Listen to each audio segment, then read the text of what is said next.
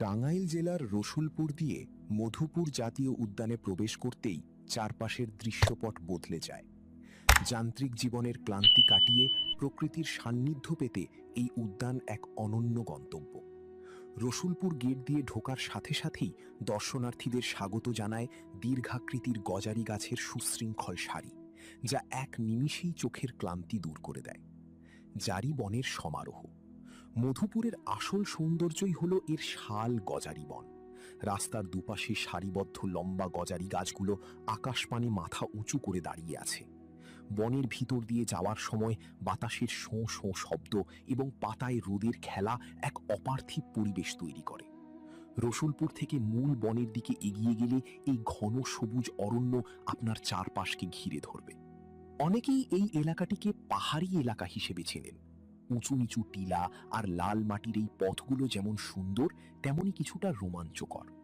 বনের গভীরতা এবং পাহাড়ি ভূপ্রকৃতির কারণে অনেকের মনে সামান্য ভয় বা শঙ্কা কাজ করলেও এই রোমাঞ্চই মধুপুর ভ্রমণের আসল আনন্দ।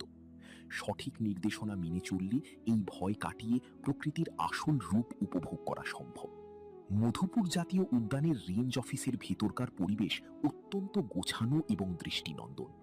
বনের ভেতরের কৃত্রিম হ্রদ, হরিণ প্রজনন কেন্দ্র এবং ওয়াচ টাওয়ার থেকে পুরো বনের দৃশ্য দেখে যে কেউ মুগ্ধ হতে বাধ্য।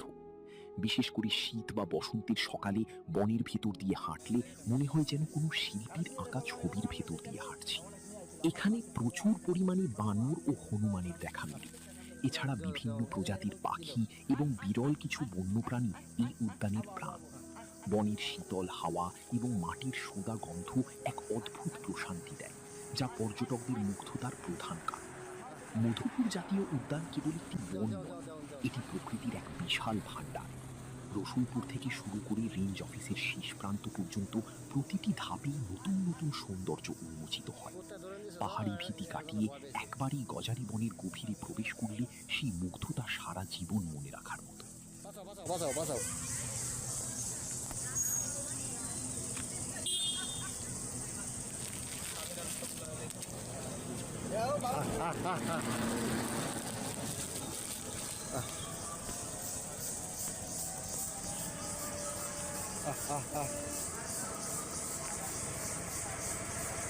এই হারা পাহা বাঁচা বাঁচা বাঁচা